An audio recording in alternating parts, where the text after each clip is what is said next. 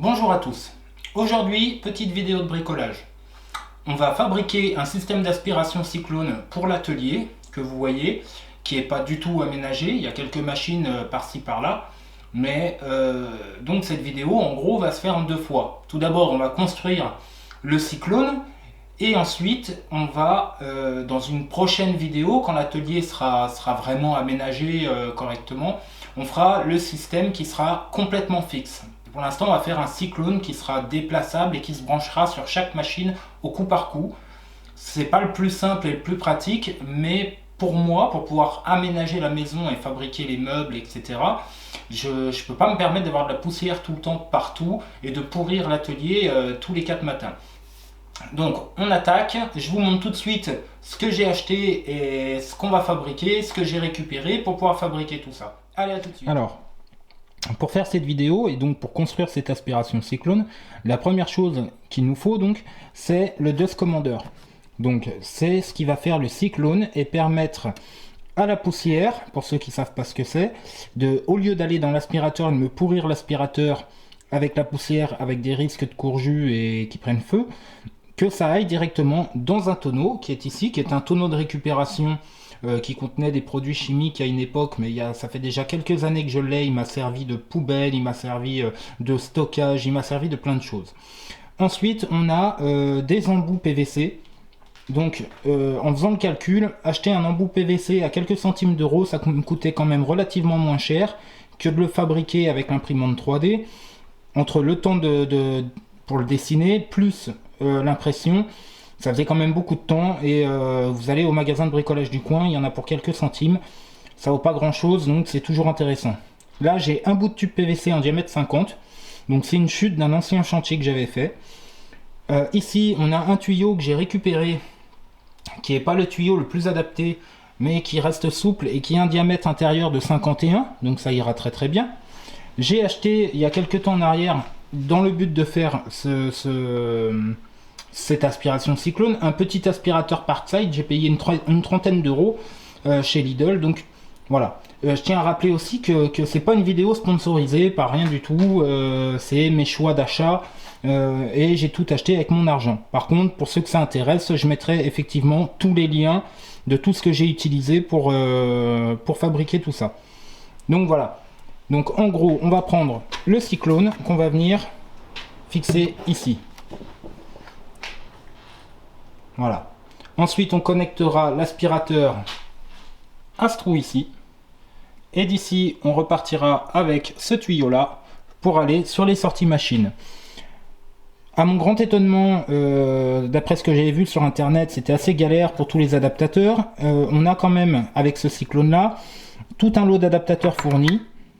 Donc c'est parfait parce que c'est pile poil pour mettre l'aspirateur dessus. Et moi, en prévision de ça, j'avais dessiné et imprimé ce petit adaptateur là, où je branche mon aspirateur ici, et ici on a un diamètre 50.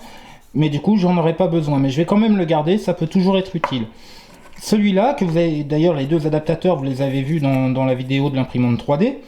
Celui-là, je l'ai imprimé parce que c'est celui qui va en sortie de ma scie à ruban. Donc, je le montrerai en temps utile. Donc voilà, après si j'ai besoin d'autres adaptateurs, et ben, je les imprimerai et comme ça, j'aurai exactement les tailles qu'il me faut. Allez, on part sur le montage. Je vais commencer par percer le tonneau et fixer le Dust Commander. Et ensuite, eh ben, on pourra connecter tout ça et essayer de faire un essai. A tout de suite. Alors, la première étape, ça va être de percer le couvercle du tonneau. On a, avec le Dust Commander, la visserie qui est fournie et un petit gabarit. Le gabarit, je ne vais pas m'en servir puisqu'il donne toutes les cotes dessus. Donc, je vais le tracer. Et puis, on ne sait jamais si le tonneau ne va pas ou quoi que ce soit. Donc, en plus, il est autocollant, je viens de voir. Si ça ne va pas, au moins, j'aurai toujours ce gabarit-là. Et je pourrais le répercuter sur un seau peut-être métallique. Moi, mon aspirateur n'est pas très puissant, donc normalement ça devrait faire, il est quand même assez rigide ce tonneau-là. Par contre, j'ai vu sur internet qu'il y a beaucoup de gens qui utilisent des seaux en plastique quelconque, peut-être un peu fin, et dès qu'ils mettent l'aspiration en route, le seau se déforme, il se vide. Donc, je pense pas avoir ce problème avec le seau bleu que j'ai ici, avec l'espèce de tonneau. Mais on n'est jamais à l'abri, donc au cas où, je préfère le garder. Donc on va quand même le sortir, moi je le range. On va quand même le sortir. Je trace, je perce, et on fait le point après.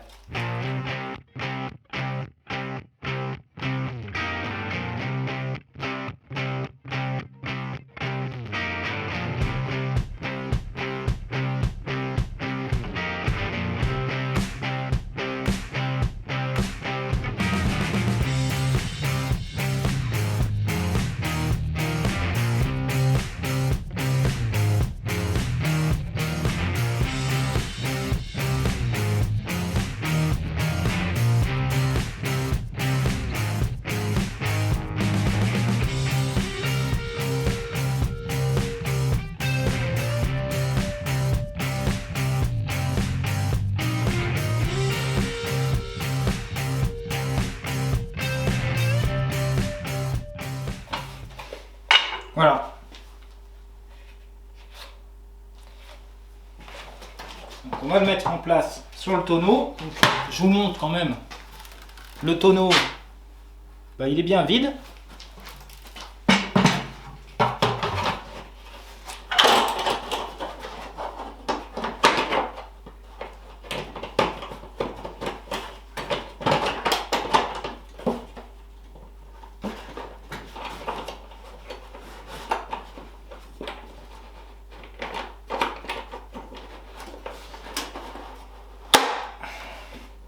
Fermé.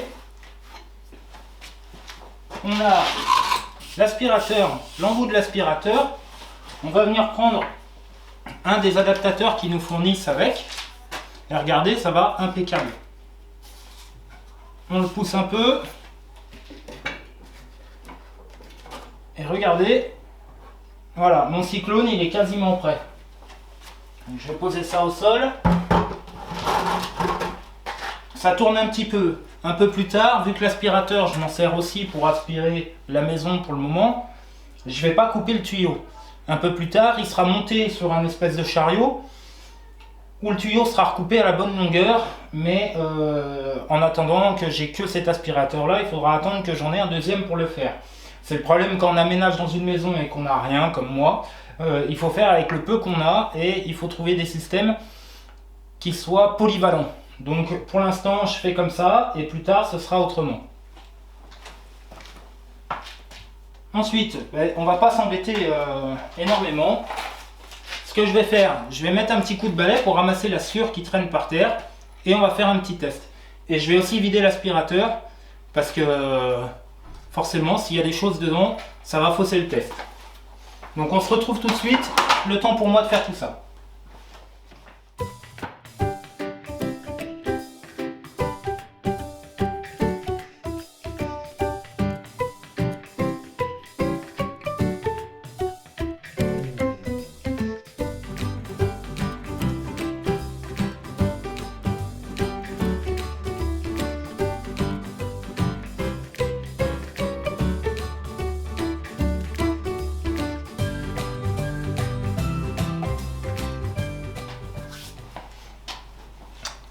Alors, j'ai monté l'aspirateur, j'ai mis un petit embout PVC juste pour pouvoir tester si la sueur va bien dans le tonneau et non pas dans l'aspirateur, parce que c'est le but.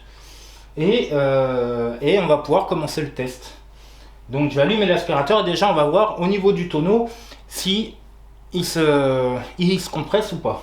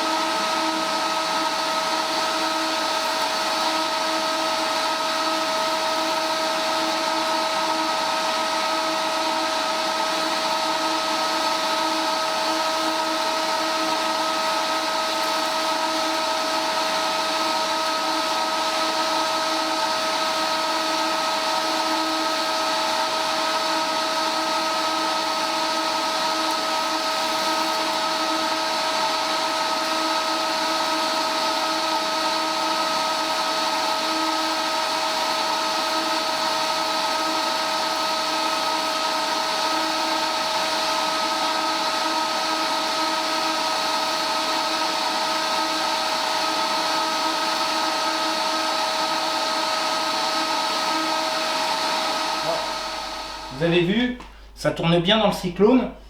De là où vous êtes, vous n'avez pas pu voir, mais moi je voyais les copeaux qui tombaient en bas. Donc forcément, on aura toujours des particules fines qui passeront dans l'aspirateur. Mais pour le plus gros des copeaux, parce que là c'est la sueur qui traînait par terre, donc il y avait des petits morceaux de bois, il y avait de la sueur, deux, trois choses un peu plus lourdes, d'autres plus légères. Et maintenant, on va pouvoir regarder concrètement qu'est-ce qui est dans le tonneau et qu'est-ce qui est dans l'aspirateur.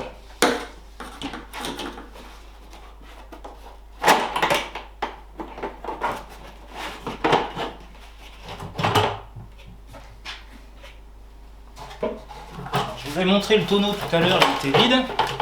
Et regardez, on a bien ici la sueur que j'ai mis. Et d'ailleurs, je la lâchais, vous avez vu, j'étais pas juste au-dessus, hein, je la lâchais. J'ai rien qui est tombé à côté. Maintenant, on va regarder dans l'aspirateur que j'ai vidé juste avant.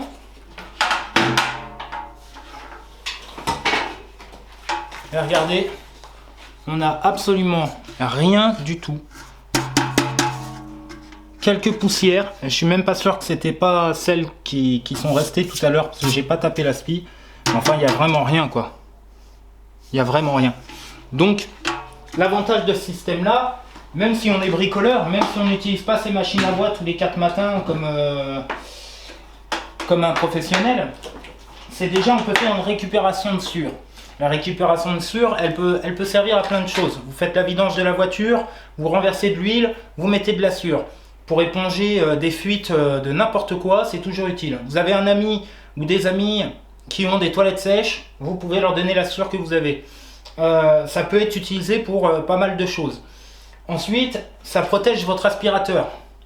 Parce que l'aspirateur, à force de bouffer des particules de bois, le filtre se bouche, c'est tellement fin, ça bouche le filtre, et puis ça finit en courjus, ça finit par prendre feu.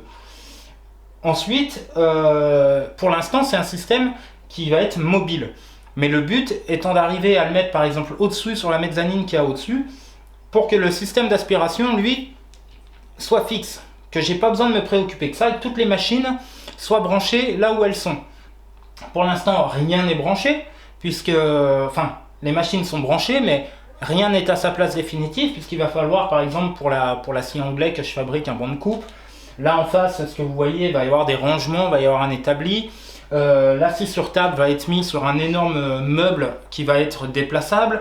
La rabot dégauchisseuse, pareil, ça va être un petit meuble qui va être déplaçable. La scie à ruban, la scie à chantourner, toutes ces machines-là vont être sur des endroits fixes. Et je ne vais pas m'amuser à me balader avec un aspirateur à chaque fois que je veux les utiliser. Donc le but du jeu, ça va être de fabriquer une installation fixe. Mais voilà, en tout et pour tout, le montage, si j'avais pas fait la vidéo, ça m'aurait pris, allez, entre 5 et 10 minutes grand maximum pour un coût réduit en récup pour une partie. Le DOS Commander, je ne l'ai pas imprimé, il y a des fichiers, mais moi mon imprimante est de petite taille.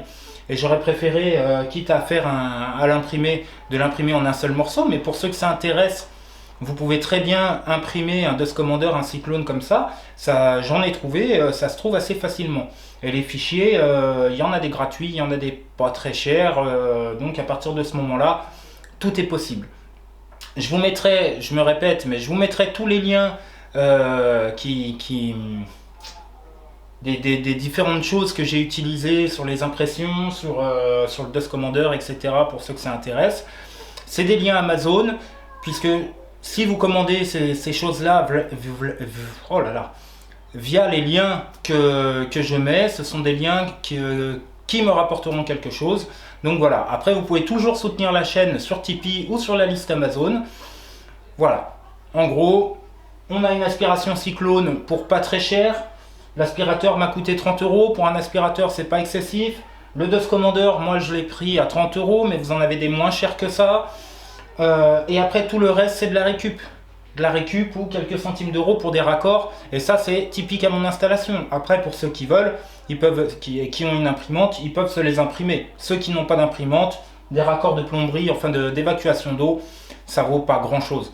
Et vous pouvez avoir, que vous ayez 10 ou 2 machines, en mettant des coupes, des vannes aux endroits stratégiques, vous pouvez avoir une aspiration d'atelier qui vous évite d'avoir de la poussière partout, qui vous évite d'avoir à passer le balai tous les 4 matins, parce que moi c'est exactement pas ce que je veux.